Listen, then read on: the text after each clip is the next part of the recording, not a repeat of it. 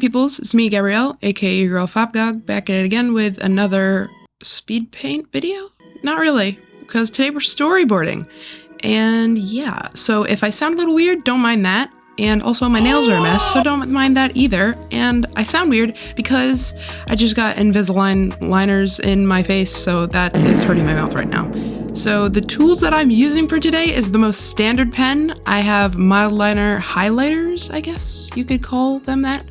And yeah, so let's get right into it. These are all the storyboards that I've done. This is for the prologue. You can see it's a little bit more thought out in terms of like panel size and flow of the story, I guess. And then here is just mini thumbnail sketches, not really paying attention to what the panels themselves are actually going to look like in the comic, because I kind of just base that off of how I feel the comic should flow. What shape should the panel be? If it should even be like a panel close up at all. We just go right into it. I have my script open right in front of me.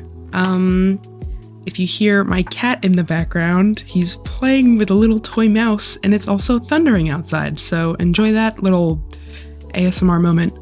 I'm reading my script. I have the script all written out in terms of screenplay and dialogue. This is episode 8, which is a little bit farther in the future compared to where we are right now and what I've released so far.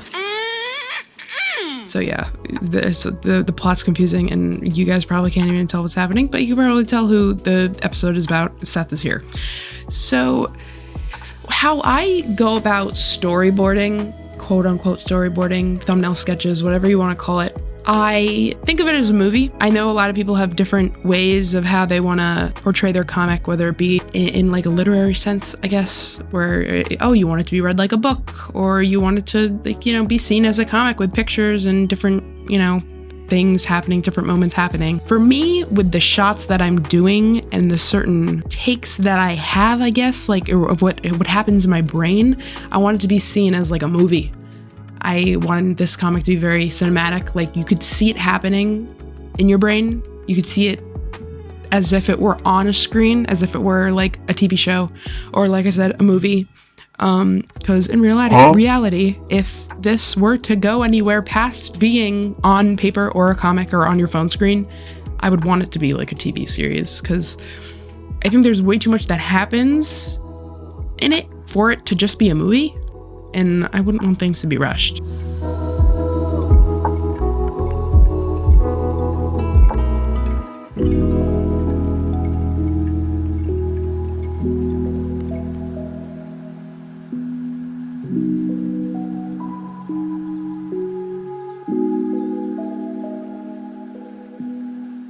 So as you can see there, I totally made an oopsie and wrote on the wrong page, but hey, we make mistakes and it is what it is, and it's fine. Also, another thing, these sketches are so messy, probably indecipherable if I didn't know what was going on in the script and stuff.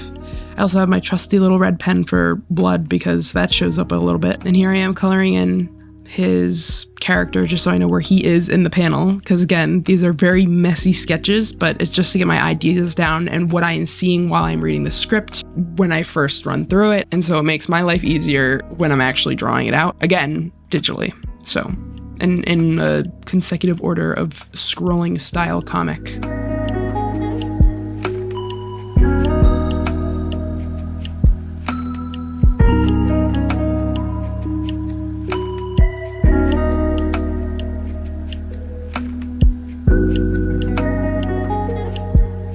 So this is episode 9. It has Jason Iggy. This is a very long episode, and I knew it was going to be very long, but it's not long in the sense of like, oh, there's a lot of things happening. It's just a lot of dialogue and like, I guess, background info, more so character development. So you could see later in this video, I start counting the panels because I didn't know if I wanted to split this episode up or not, because I found that certain episodes I had to split up before like these two that I started drawing for this video, because there was just way too much going on in one episode, and it was for the upkeep of me producing these in a consistent manner, because I want to do quality over quantity when it comes to these comics. That's why I'm posting every other week, because number one, I don't want to rush it. And number two, I'm still a student in college.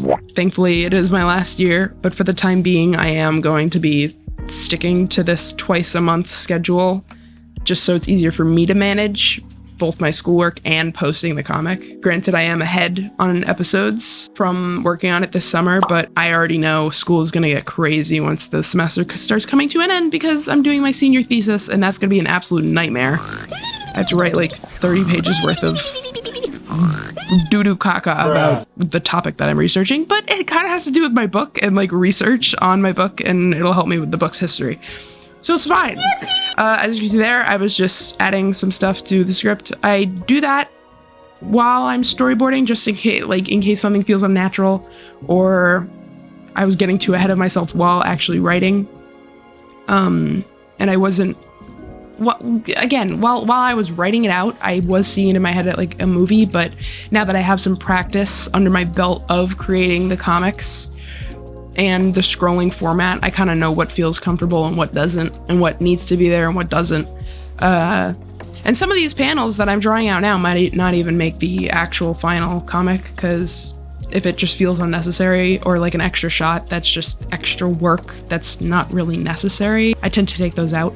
With these scenes of just dialogue and back and forth, I try to put in some new angles and stuff just to make it a little bit more interesting, but also at the same time, it's like, if you were watching a movie with dialogue back and forth, there's not going to be random B-roll shots of a room. I mean, maybe, if the dialogue is like one person.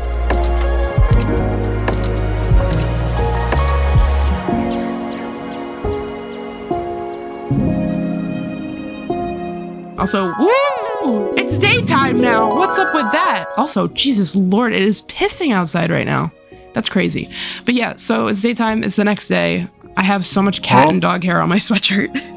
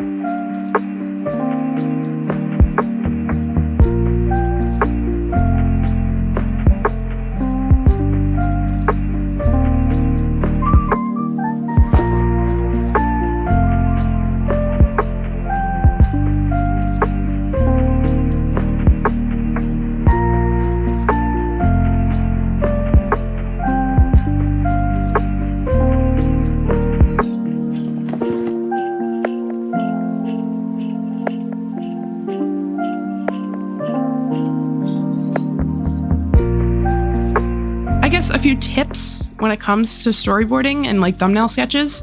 They don't have to be perfect, as long as they convey the idea of what you want the scene to provide for the reader. It doesn't really matter, as long as you could tell what's going on. That also is really the only thing that matters. Oh my god, my power just went out. Oh, okay, where was I?